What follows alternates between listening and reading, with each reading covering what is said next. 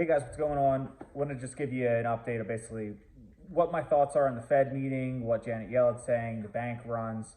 I haven't made a video in a while, but there's some things I just want to briefly update you guys on. And basically my thoughts of where I think 2023 is going to go in Q2, the summer, fall, and then the winter. So I've been kind of quiet this year because I really haven't been doing much. I really went heavy in buying stocks all in 2022. Second 2023 hit, the market really rallied in January, kind of fizzled off in February, and the market's been kind of kangarooing all of March. So I've only bought one stock this year, and that was Palantir. I bought it 2 weeks ago at $7.43, about 5-10% of my portfolio position in Palantir. Other than that, I haven't bought a single stock in 2023. I'm insanely cash heavy. The reason you might ask, why are you so cash? Why aren't you just buying? Why aren't you buying weekly, the whole nine? Reason being is I went down to 3-4% cash in my portfolio going into 2023, and I've been slowly building it up. I have probably the most amount of cash in my portfolio, more or less on the higher end. I'm at 15-17%, I think, in cash right now. So any major pullback, I'm ready to go. But I'm also kind of content with where I'm at in my portfolio as far as like every major position I have, they're basically fully built out. So if they keep running, great. If they fall down and get to a level where I really like, I'll buy more and I'll have a ton of money to do it. So kind of put myself in a win-win position in my eyes. That's kind of the way I'm strategizing 2023. Now you could say, hey, you might miss out if, the Fed U-turns or inflation comes down a lot quicker than what you thought, and we never get that real big dip or deep recession or even a mild recession. Like, yes, that is the argument to my style, what I'm doing right now. But to me, I feel better having a little more cash now, just in case something really bad pulls back. Because what's going to happen, in my opinion, is it's going to fall really quick, really sudden, just like the banks. It's going to be good, good, good. Next thing you hear a little bit of rumor one day, next thing you know, collapse. And if it's a bigger bank or multiple banks and the Fed, which they did not really say they're going to bail out all regional banks. So if one doesn't get bailed out, if one doesn't get bailed out, it's going to cause mass panic in the market, because then they're going to go, oh my gosh, they went back on their word. They're not going to do it. Because if you listen to Jerome Powell's speech yesterday, he didn't say that he was going to bail out all banks. He wouldn't say yes or no to it.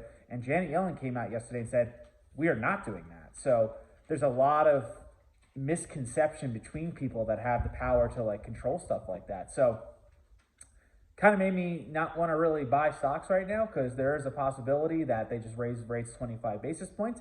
So they're making things even tighter. So if you make things tighter, you're most likely going to break something, especially if banks already broke. You know what I mean? Like it just doesn't make me feel good.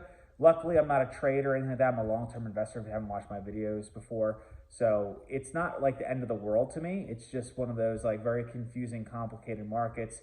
You could look at certain things where, it looks like a great time to buy, or you can look at certain things and indicators where it's like, oh my gosh, we're going to fall down another, 10-20% S&P. Like, it could go either way, and nobody really knows the answer to the question. But, I'm just keeping my eyes on really, strong cash flow companies that have great growth.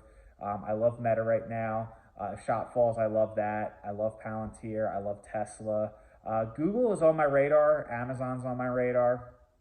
Really just the big guys. JP Morgan, I know people want to stay away from banks, but they're a big four, obviously. So they're held to different lending standards. But if they fall to like the 115, 110 range a share, that's on my radar. Long term, they'll be fine.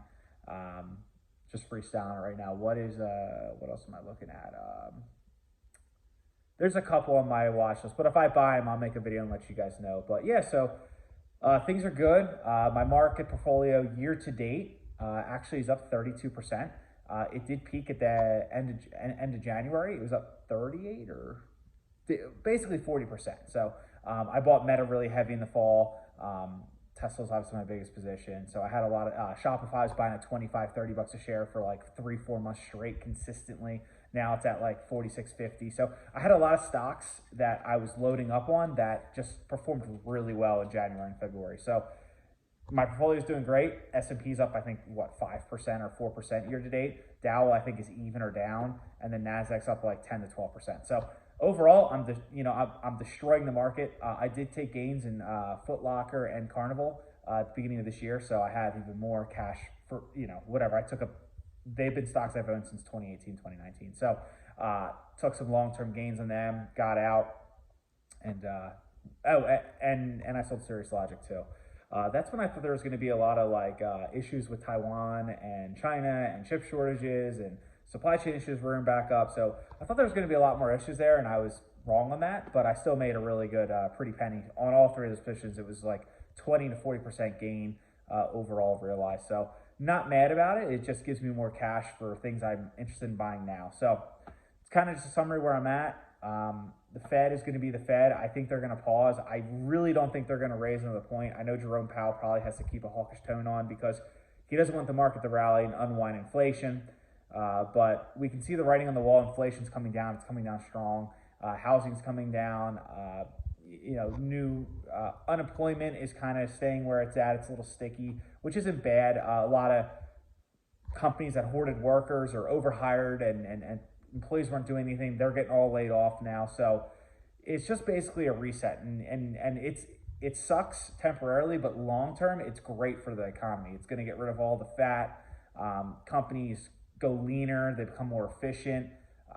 All the companies that really weren't profitable or couldn't figure out a way to get to profitability after years, they're going to go away, which, capitalism, it kind of sucks. But at the same time, it's good because it makes the whole economy stronger long term. So it's kind of my opinion on it. It is what it is. But yeah, so I'm just adding my portfolio, just continuing to go, and when there's opportunities, I'm going to buy. So that's all I got. I'll try to make a video tomorrow.